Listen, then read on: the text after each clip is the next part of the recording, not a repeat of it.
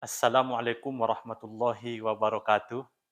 Perkenalkan, nama saya Rusli Siregar, mahasiswa PPG dalam jabatan kategori 1, tahap kedua 2022 di Universitas Negeri Malang, program studi pendidikan IPS, dengan nomor peserta 2015080070995.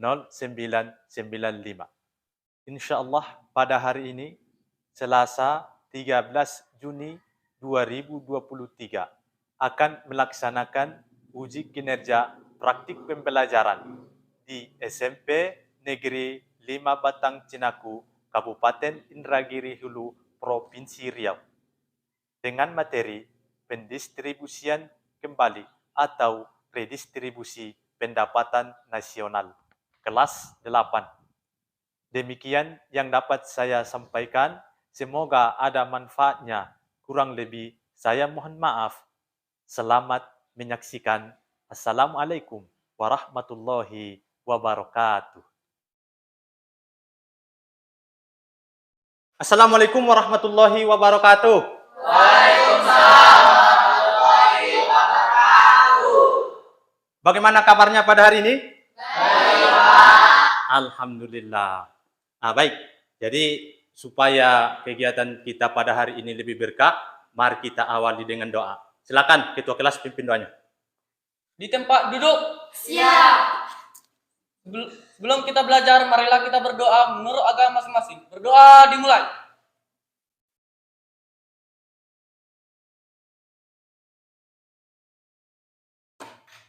Berdoa selesai. Baik anak-anakku semuanya. Selanjutnya Bapak absen dulu ya. Siapa yang tidak hadir pada hari ini? Andika sama Nadia, Pak. Andika sama Nadia. Apa keterangannya? Sakit, Pak. Sakit ya? Oh iya. Mudah-mudahan teman kita ini kembali sehat dan bisa berkumpul kembali bersama kita untuk belajar bersama. Ya. Selanjutnya coba dicek di lingkungan masing-masing apakah ada sampah. Kalau ada dibuang pada tempatnya ya. Udah bersih kan? Oke. Selanjutnya coba cek baju. Baju kalian apakah sudah rapi atau belum? Sudah, Pak. Oke. Oh baik. Coba ingat-ingat dulu. Sebelumnya kita belajar apa? Penguatan agrikultur Indonesia. Betul.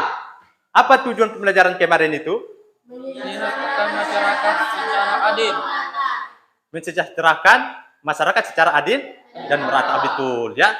Jadi anakku semuanya, pada hari ini kita belajar redistribusi pendapatan nasional. Ya. Jadi tujuannya juga sama, yaitu menyejahterakan masyarakat secara adil dan merata. Artinya apa? Pelajaran sebelumnya dengan pelajaran yang kita pelajari saat ini ada kaitannya satu sama lain. Jadi untuk itu kita harus semangat dalam belajar. Ini adalah tujuan pembelajaran kita pada hari ini. Ya, coba kita baca sama-sama. Tujuan pembelajaran pada hari ini. Yang pertama adalah melalui model PBL, peserta didik mampu mengungkapkan kembali konsep redistribusi pendapatan nasional dengan benar. Yang kedua, melalui model PBL, peserta didik mampu menjelaskan program redistribusi untuk pemerataan distribusi pendapatan di Indonesia dengan benar. Yang ketiga, melalui tayangan PPT, peserta didik mampu menganalisis beberapa alternatif praktik redistribusi pendapatan di Indonesia dan pengaruhnya bagi ekonomi, sosial, budaya di Indonesia dengan tepat. Yang keempat, melalui tayangan video peserta didik mampu menganalisis tentang 80% subsidi BEM tidak tepat sasaran berdasarkan teori redistribusi pendapatan nasional dengan kritis. Yang kelima, melalui media LKPD, peserta didik mampu menyajikan laporan hasil diskusi tentang kasus 80% subsidi BEM tidak tepat sasaran berdasarkan teori redistribusi pendapatan nasional dalam bentuk rangkuman sederhana dengan percaya diri. Nah, itulah anak-anakku semua tujuan pelajaran kita pada hari ini, ya. Oke, selanjutnya, adapun manfaat pembelajaran kita pada hari untuk kalian. Coba perhatikan. Ini pertama dapat meningkatkan pemahaman peserta didik tentang redistribusi pendapatan nasional. Artinya nanti kalian paham apa itu redistribusi pendapatan nasional. Yang kedua, anak-anakku semuanya dapat menjelaskan kepada masyarakat kita di sini tentang redistribusi pendapatan nasional tersebut. Dan yang ketiga ini, anak-anakku semuanya dapat menjelaskan kepada masyarakat bahwa program-program pemerintah tentang redistribusi pendapatan yang ada di daerah masing-masing. Model pembelajaran kita pada hari ini adalah problem based learning. Di mana dalam model ini nanti kalian diberikan kasus masalah. Ya, kemudian kalian berdiskusi berbagai tugas dan peran, kemudian kalian mencari informasi ataupun data tentang kasus itu nanti, kemudian kalian diskusikan kembali, dan terakhir itu nanti kalian presentasi ke depan. Ya? Nah, bisa kan? Siapa? Oke. Jadi, selain itu, ada juga penilaiannya. Jadi, dalam penilaiannya ini ada 3. Ya. Yang pertama, penilaian sikap. Sikap kalian nanti saat mengikuti pembelajaran. Ya. Yang kedua, itu pengetahuan. Nanti akan diujikan di akhir pembelajaran. Dan yang ketiga adalah keterampilan. Artinya nanti dinilai, kalian diskusi, dan dinilai juga saat kalian presentasi ke depan. Ya, jadi untuk itu kita harus semangat dalam belajar. Siap? Siap. Oke, kalau siap kita lanjutkan. Ini siapa? Menteri Keuangan. Betul sekali. Ini adalah Menteri Keuangan. Beliaulah yang mengatur keuangan negara kita. Ya. Beliau ini di masa mudanya adalah seorang yang sangat rajin belajar, sehingga beliau bisa dipercaya untuk mengatur keuangan negara. Dan anakku semuanya juga akan bisa seperti beliau, bahkan lebih. Bagaimana caranya? Yaitu rajin belajar. Nah, jadi untuk itu Bapak harapkan semuanya rajin belajar, rajin mengikuti pembelajaran ini. Siap? Oke. Sekarang coba semuanya bentuk kelompok masing-masing ya, seperti biasa. Silakan dibentuk.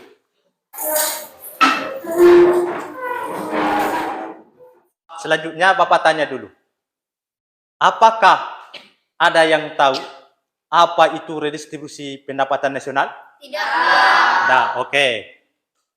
Apakah ada yang tahu bagaimana program pemerintah dalam redistribusi pendapatan nasional? Tidak. Ada yang tahu? Oke, enggak apa-apa ya. Apakah ada yang tahu bagaimana alternatif praktik yang dilakukan oleh pemerintah kita dalam redistribusi pendapatan nasional? Tidak. Enggak ada juga. Baik, oke anakku semuanya. Jadi anakku semuanya, walaupun kalian belum tahu, jangan bersedih hati. Ya, jangan bersedih hati karena nantinya setelah kita lanjut kegiatan itu, kalian akan tahu sendiri jawabannya. Jadi untuk itu jangan bersedih hati, kita tetap semangat belajar. Oke. Nah, baik, selanjutnya Bapak bagikan dulu LKPD-nya ya.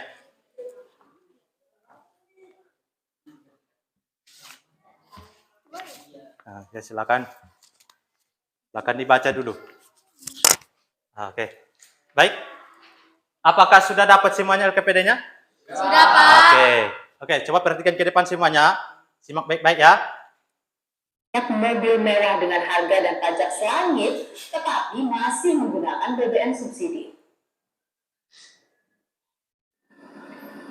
Mahalnya impor minyak dunia, naiknya jumlah konsumen BBM subsidi, ditambah kurs fluktuatif menjadi dilema yang menekan kesehatan keuangan negara. Pertalite misalnya, dari kuota tahun ini sebanyak 23 juta kiloliter, sisanya diperkirakan hanya cukup sampai Oktober. Penambahan kuota pun sedang dipertimbangkan Kementerian Energi Sumber Daya Mineral (SDM). Untuk menekan risiko jebolnya anggaran akibat penambahan kuota, kenaikan harga jual BBM subsidi jadi salah satu opsi. Mempertimbangkan banyak aspek, ya. Jadi aspek daya beli masyarakat, dan juga kemampuan pendanaan pemerintah, ya. Dan juga itu harus mengantisipasi nanti akhir tahun ini kemungkinan juga bisa-bisa kebutuhan mobilnya juga meningkat, ketersediaan mobilnya juga terbatas. Sayangnya, di saat utak-atik kebijakan DPR untuk menyelamatkan daya beli masyarakat miskin dan rentan miskin yang berhak, justru banyak mobil mewah yang masih saja menunggak BBM bersubsidi. Mengutip data Pertamina, 60% masyarakat menengah ke atas mengonsumsi 30,5 juta kiloliter BBM subsidi. Sisanya 7,6 juta kiloliter barulah dinikmati golongan miskin. Artinya, 80% subsidi atau uang negara memang salah sasaran. Berdasarkan penelusuran Kompas TV, mobil mewah ini memiliki kapasitas mesin di atas 2000 cc. Bahkan, tak sedikit mobil dengan harga dan pajak selangit yang tanpa rasa bersalah membeli BBM bersubsidi. Kalau selama ini di pompa kita udah dipasangin dengan jalur khusus subsidi dan enggak ya, jadi itu tergantung pengemudinya. Selama ini pengemudi masih milih yang subsidi, Bu. Pak, tapi kalau misalkan masih ada yang milih subsidi, kalau dari Ya ikut saran kami ya mengarahkan kan yang non subsidi. Tahun ini, alokasi anggaran subsidi dan kompensasi BBM naik 3 kali lipat dan mencapai rekor tertinggi sampai dengan 502 triliun rupiah. Agar tak melebihi alokasi tersebut, opsi menaikkan harga atau membatasi BBM bersubsidi menjadi keputusan yang sulit bagi pemerintah karena bisa memicu inflasi di tengah fluktuasi harga minyak dunia. Anggaran bantalan sosial pun mesti disiapkan. Sedang disiapkan bagaimana bantalan yang harus disiapkan. Jadi bukan hanya terkait dengan penyesuaian atau pembatasan, tapi bantalan-bantalan sosial yang harus disiapkan. 4, baik terhadap industri, baik terhadap volume yang akan diserap, kemudian juga akan berpengaruh sedikit juga terhadap daya beli dan juga akan berpengaruh terhadap inflasi. Nah itu semua sedang dikalkulasi. Kalaupun ini menjadi opsi yang diambil oleh pemerintah, pemerintah harus meningkatkan bantuan kepada masyarakat terdampak, terutama pada kelompok rentan. Apakah itu bentuknya dalam bentuk BLT ataupun dalam bentuk-bentuk yang lain, sehingga kelompok rentan ini bisa tidak terlalu berbebani perekonomian mereka. Karena mereka ini meskipun tidak punya mobil, tidak punya motor, pasti mereka yang paling terdampak. Karena tadi begitu ada kenaikan atau ada penyesuaian, maka harga akan mengalami peningkatan. Pemerintah berencana menggelar rapat bersama DPR meramu skema terkait harga BBM subsidi. Keputusannya dinanti di tengah kondisi ekonomi Indonesia yang kini belum pulih karena pandemi. Tim Liputan Kompas TV. Nah, itulah kasus yang perlu kita selesaikan pada hari ini ya. Nah, jadi dengan kasus tadi, anak-anakku semuanya bisa mengidentifikasi terhadap kasus tadi, kemudian kalian analisis. Ya, kalian analisis yang pertama mulai dari apakah sebenarnya redistribusi pendapatan itu. Yang kemudian bagaimanakah program yang dilakukan oleh pemerintah terhadap redistribusi pendapatan dalam video tadi tersebut. Dan yang ketiga ini adalah, apakah alternatif pemerintah dalam redistribusi pendapatan itu sudah tepat menurut kalian? Ya, nah bisa dipahami kan? Oke, kalau begitu silakan didiskusikan. nanti kalau jadi moderator aja lah. Sama menjawab tapi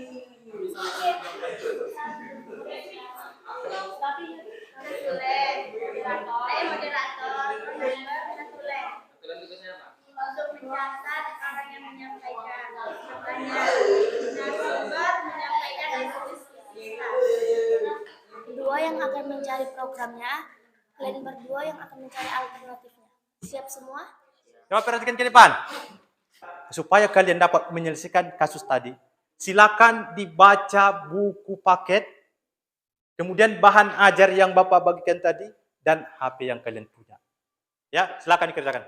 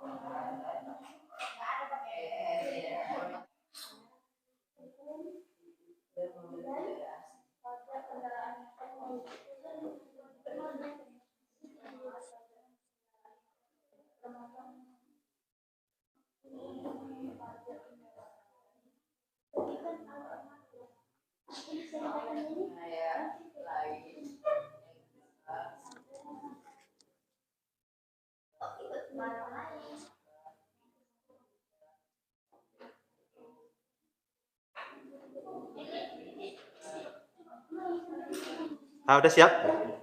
Coba Bapak cek dulu rangkumannya ya. Oh iya, ini udah bagus ini. Jadi kalian tinggal tambah sikit-sikit aja lah. Ini yang poin nomor ini tambah aja sikit-sikit ya. Bisa aja nanti ditambah. Misalkan berapa persen yang kaya tadi, berapa persen yang miskin gitu kan. Oh ya. Ya. Oh ya, Bapak cek dulu ya. Oh ya. Jadi menurut Bapak rangkuman sederhana udah mantap ini. Ya kan? Berarti udah siap lah ditampilkan di depan ya. Bagaimana, udah siap semuanya? Ya, Pak. Oke, baik. Kalau begitu siap tampil ke depan? Siap. Oke, kalau begitu Bapak tanya dulu. Kelompok siapa yang duluan tampil? Kami, Pak. Nomor 3. Oke, silakan maju ke depan. Apakah kelompok 3 sudah siap? Sudah, Pak. Oke, silakan. Assalamualaikum warahmatullahi wabarakatuh. Waalaikumsalam warahmatullahi wabarakatuh. Kami dari kelompok 3 ingin menyampaikan hasil diskusi kami dengan kasus 80% BBM subsidi tidak tepat sasaran. Baiklah, hasil diskusi ini akan disampaikan oleh Saudari Wika. Saudari Wika, kami persilahkan. Halo, perkenalkan nama saya Wika. Ini menyampaikan hasil diskusi kami tentang 80% BBM subsidi tidak tepat sasaran. Yang pertama, redistribusi pendapatan nasional adalah pendistribusian kembali pendapatan masyarakat kelompok kaya kepada kelompok miskin, baik yang berasal dari pajak ataupun pungutan-pungutan lain. Dengan cara BBM bersubsidi, BLT, jaminan sosial, dan lain-lain dengan tujuan memeratakan kesejahteraan masyarakat. 2. Program pemerintah dengan memberikan BBM bersubsidi kepada masyarakat pada dasarnya adalah bagus. Namun karena kurangnya pengawasan dan kurangnya kesadaran masyarakat menengah ke atas untuk mengonsumsi BBM non-subsidi, sehingga BBM bersubsidi kurang tepat sasaran. Hal ini bisa dilihat dari data Pertamina, 60% masyarakat menengah ke atas mengonsumsi 35 juta kiloliter BBM bersubsidi. Sisanya 7,6 juta kiloliter barulah dinikmati oleh orang miskin. Artinya, 80% subsidi BBM kurang tepat sasaran. Dan disinilah pemerintah perlu melakukan pengawasan secara ketat dan melakukan terobosan-terobosan baru sehingga BBM bersubsidi tepat sasaran. Yang ketiga, alternatif praktek distribusi pendapatan nasional dengan cara subsidi BBM pada dasarnya bagus. Karena dengan BBM bersubsidi, harga usaha kecil. Namun karena BBM subsidi lebih banyak dinikmati oleh orang kaya, sehingga BBM bersubsidi kurang tepat sasaran. Untuk itu, pemerintah hanya perlu mengawasi dengan ketat secara berkesambungan dengan meningkatkan penggunaan teknologi dan lebih canggih tanpa pembeli BBM. Sehingga subsidi tepat sasaran tanpa menghapus subsidi BBM tersebut. Baiklah teman-teman, itulah hasil diskusi kami. Apabila ada pertanyaan, komentar, dan saran kami persilahkan. Ayo, kan yang mau bertanya. Siapa yang mau bertanya, silakan. Saya Khairinisa dari kelompok 1 ingin bertanya, mengapa program subsidi lebih banyak dinikmati oleh orang kaya daripada orang miskin? Terima kasih atas pertanyaannya. Baiklah, pertanyaan ini akan dijawab oleh Saudari Wika. Saudari Wika, kami persilahkan. Menurut kami disebabkan oleh beberapa faktor. Yang pertama, konsumsi BBM orang kaya lebih besar daripada orang miskin. Yang kedua, kurangnya kesadaran masyarakat menengah ke atas terhadap penurunan BBM bersubsidi. Yang ketiga, pengawasan yang kurang maksimal. Itulah jawaban dari kami. Apakah sudah sangat memuaskan? Ya, sangat memuaskan. Apakah masih ada yang ingin bertanya, berkomentar, dan memberi saran? Kami persilahkan. Ya, kepada kelompok 2 kami persilahkan. Nama saya Laura Simanjuntak dari kelompok 2 ingin bertanya kepada kelompok 3. Apakah dampak apabila BBM subsidi dihapus oleh pemerintah? Terima kasih atas pertanyaannya. Baiklah, pertanyaan ini akan dijawab oleh Saudara Saril. Kami persilahkan. Keraskan, agak keras suaranya. Kami tidak perlu dihapus dengan alasan yang pertama, apabila dihapus maka harga BBM semakin tinggi dan daya beli masyarakat menengah ke bawah akan menurun. Yang kedua, dapat menimbulkan menjolaknya harga kebutuhan pokok. Yang ketiga, terjadinya inflasi yang signifikan. Yang keempat, munculnya keresahan dalam masyarakat. Itulah jawaban dari kami. Apakah sudah sangat memuaskan? Sudah sangat memuaskan. Sudah sangat memuaskan. Terima kasih. Apakah masih ada yang ingin bertanya, berkomentar, atau memberi saran? Tidak. Jika tidak ada, kami tutup. Assalamualaikum warahmatullahi wabarakatuh. Waalaikumsalam warahmatullahi wabarakatuh. Tepuk tangan untuk kelompok 3. Apakah kelompok 1 sudah siap? Siap. Oke, silakan kelompok 1. Assalamualaikum warahmatullahi wabarakatuh. Waalaikumsalam warahmatullahi wabarakatuh. Kami di sini dari kelompok 1 ingin menyampaikan hasil diskusi kami. 80% BBM tidak tepat sasaran. Hasil diskusi ini akan disampaikan oleh Saudari Sepna. Kepada Saudari Sepna kami persilahkan. Nama saya Sepna Riani, ingin menyampaikan hasil diskusi kami tentang 80% subsidi BBM tidak tepat sasaran. 1. Redistribusi pendapatan nasional adalah langkah yang diambil pemerintah untuk mengatasi adanya kesenjangan ekonomi di antara masyarakat dengan cara BBM bersubsidi, BLT, jaminan sosial, dan lain-lain. 2. Dalam tayangan video tadi, kami menyimpulkan bahwa program redistribusi pendapatan yang dilakukan pemerintah adalah BBM bersubsidi, yang mana pemerintah memberikan subsidi BBM untuk memenuhi jaminan akses kebutuhan dasar bagi rakyat bawah. Namun, yang terjadi lapangan BBM bersubsidi kurang tepat sasaran, karena yang paling banyak menikmati BBM bersubsidi adalah orang kaya. Hal ini bisa kita lihat dalam video tadi, disebutkan bahwa 60% masyarakat menengah ke atas mengonsumsi 35 juta kiloliter BBM bersubsidi. Sisanya 7,6 juta kiloliter barulah dinikmati golongan miskin. 3. Alternatif redistribusi pendapatan kepada masyarakat dengan subsidi BBM kurang tepat sasaran.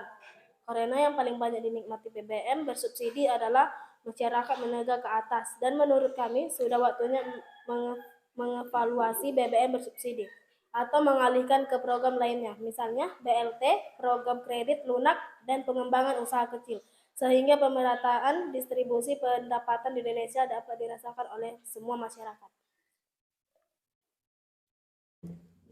Itulah hasil diskusi kami. Apabila ada yang ingin bertanya, memberi saran atau berkomentar, kami persilahkan. Nama saya Arara dari kelompok 4 ingin bertanya mengapa BBM kurang tepat sasaran. Pertanyaan ini akan dijawab oleh Saudara Kevin. Kepada Saudara Kevin kami persilahkan. Menurut kami, yang menyebabkan BBM bersubsidi kurang tepat sasaran disebabkan oleh 1. Kurangnya pengawasan pemerintah terhadap BBM bersubsidi. 2. Kurangnya kesadaran masyarakat menengah ke atas tentang tujuan BBM bersubsidi. 3. Adanya oknum yang bermain. Ingin bertanya, berkomentar, atau memberi saran? Tidak. Jika tidak ada, kami tutup. Wassalamualaikum warahmatullahi wabarakatuh. Waalaikumsalam warahmatullahi wabarakatuh. Lagi yang mau tampil? Kelompok? 2. Ya, silakan kepada kelompok 2 maju ke depan. Sudah siap? Siap. Oke, silakan. Selamat pagi teman-teman. Selamat pagi. Kami dari kelompok 2 akan mempresentasikan hasil diskusi kami. Kelompok 2 akan mempresentasikan hasil diskusi kami, yaitu tentang 80% subsidi BBM tidak tepat sasaran, yang akan disampaikan oleh saudari kami Mika. Kepada saudari kami Mika, kami persilahkan. Suaranya. Nama saya Mika Wahyuni. Saya akan menyampaikan hasil diskusi kami tentang 80% BBM subsidi tidak tepat sasaran. 1. Redistribusi pendapatan nasional merupakan salah satu fungsi yang dilakukan pemerintah dalam upaya memperluas dan meratakan kesejahteraan masyarakat, sehingga setiap orang bisa memperoleh standar hidup minimal. 2. Program distribusi pendapatan negara dalam kasus tadi adalah BBM bersubsidi, dengan salah satu tujuan untuk menyelamatkan daya beli masyarakat miskin dan rentan miskin. Namun faktanya terbalik, karena yang paling banyak menikmati BBM subsidi adalah masyarakat menengah ke atas. Bahkan tidak sedikit yang tanpa rasa bersalah membeli BBM bersubsidi. Menurut kami, pemerintah sudah seharusnya mengawasi menyalurkan BBM bersubsidi dengan ketat. Salah satu caranya menempatkan aparat keamanan di setiap tempat penyaluran BBM bersubsidi, sehingga apabila ada masyarakat menengah ke atas masih mengisi BBM bersubsidi, bisa ditindak dengan cepat dan terukur. 3. Menurut hemat kami, alternatif redistribusi pendapatan dengan BBM bersubsidi perlu dikaji ulang atau dievaluasi oleh pemerintah, karena sampai sekarang ini BBM bersubsidi masih banyak dinikmati oleh orang kaya. Karena orang miskin dan rentan miskin tidak terlalu banyak mengonsumsi BBM, di sini pemerintah sudah seharusnya mengalihkan ke program lain yang bisa dinikmati oleh masyarakat miskin secara langsung seperti BLT, pinjaman lunak, dan lain-lain. Itulah hasil diskusi kami. Apakah ada yang ingin bertanya, berkomentar, atau saran? Kami persilahkan. Ayo, silakan. Siapa yang mau bertanya? Nama saya Abdel dari kelompok 4 ingin bertanya, apakah program pemerintah BBM dihapus? Terima kasih atas pertanyaannya. Pertanyaan tersebut akan dijawab oleh saudari kami Mika. Kepada saudari kami Mika, kami persilahkan. Menurut kami tidak perlu dihapus dengan alasan. Pertama, apabila dihapus maka harga BBM semakin tinggi dan daya beli masyarakat menengah ke bawah akan menurun. Kedua, dapat menimbulkan melonjaknya harga kebutuhan pokok. Yang ketiga, munculnya keresahan dalam masyarakat.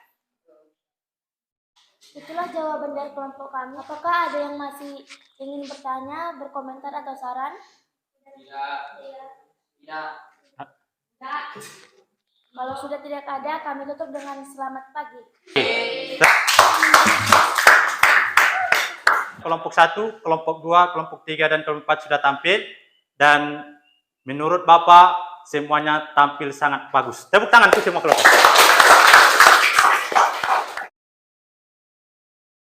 Aku semuanya, sekarang kita masuk kesimpulan. Jadi Bapak tanya dulu, siapa kira-kira yang mau menyimpulkan materi kita pada hari ini? Saya, Pak. Oh ya, Laura, persilakan. Nama saya Laura Simajuntak. ingin menyampaikan kesimpulan pembelajaran pada hari ini, yaitu menurut saya, pertama, redistribusi pendapatan. Redistribusi pendapatan adalah pendistribusian kembali pendapatan masyarakat kelompok kaya kepada kelompok miskin, baik yang berasal dari pajak ataupun pungutan-pungutan lain. Yang kedua, program pemerintah dengan memberikan subsidi BBM kepada masyarakat perlu dilakukan evaluasi. Kurang tepat sasarannya penyaluran BBM bersubsidi ini sampai 80%. Karena kurangnya pengawasan dan kurangnya kesadaran masyarakat menengah ke atas. Untuk itu, pemerintah perlu melakukan terobosan-terobosan baru. Yang ketiga, alternatif praktek redistribusi pendapatan nasional dengan cara subsidi BBM kurang tepat sasaran. Walaupun demikian, program BBM bersubsidi perlu dilanjutkan. Karena dengan BBM bersubsidi, harga kebutuhan pokok bisa terjangkau, bisa membantu mengembangkan usaha kecil, dan bisa menekan inflasi. Sekian kesimpulan dari saya ucapkan terima kasih. Tangan untuk Laura. Nah, baik. Kesimpulannya sangat bagus ya. Dan Bapak yakin semuanya juga sudah paham bagaimana BBM subsidi di Indonesia ini, terutama di wilayah kita ini. Baik.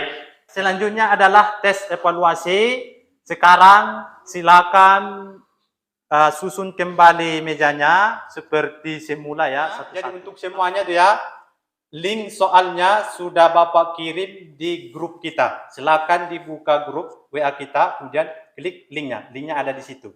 Ya, silakan.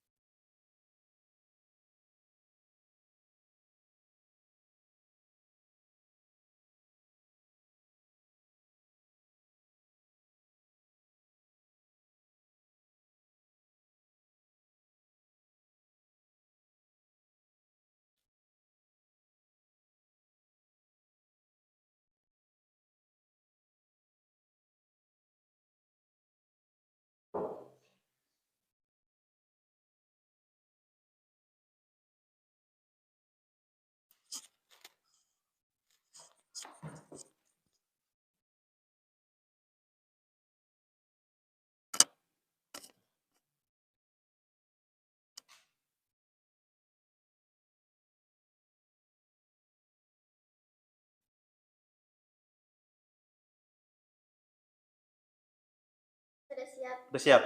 Nah, jadi kalau udah siap, ini klik kirim ya. Paling bawah itu ada tulisannya kirim. Ini untuk semuanya ya. Paling bawah ada tulisannya kirim. Klik kirim itu. Semuanya sudah sampai. Ini nilainya udah masuk nilainya semuanya. Jadi Bapak perhatikan nilainya semuanya sangat bagus. Tepuk tangan untuk semuanya.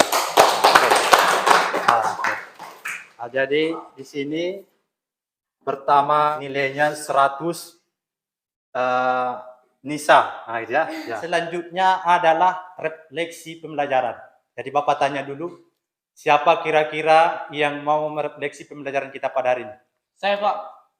Oh ya, Kevin, silakan. Kenalkan, nama saya Kevin. Ingin menyampaikan refleksi pembelajaran hari ini. Menurut saya, setelah kami mengikuti proses pembelajaran IPS dengan model PBL, kami merasa lebih semangat dan lebih mudah memahami materi yang dipelajari. Anak semuanya, refleksi pembelajarannya sangat bagus. Tepuk tangan untuk Kevin. Baiklah anakku semuanya, pembelajaran kita pada hari ini sudah selesai dan untuk pembelajaran berikutnya kita akan mempelajari kedatangan bangsa-bangsa barat ke Indonesia. Jadi untuk itu Bapak harapkan semuanya baca buku di rumah, buku paket, bahan ajar, ya, kemudian buku-buku yang lain, ya. Bisa dipahami ya? Baik. Kalau begitu, silakan tutup ketua. Tempat duduk. Siap. Sebelum kita tutup pembelajaran, marilah kita berdoa menurut agama masing-masing. Berdoa dimulai.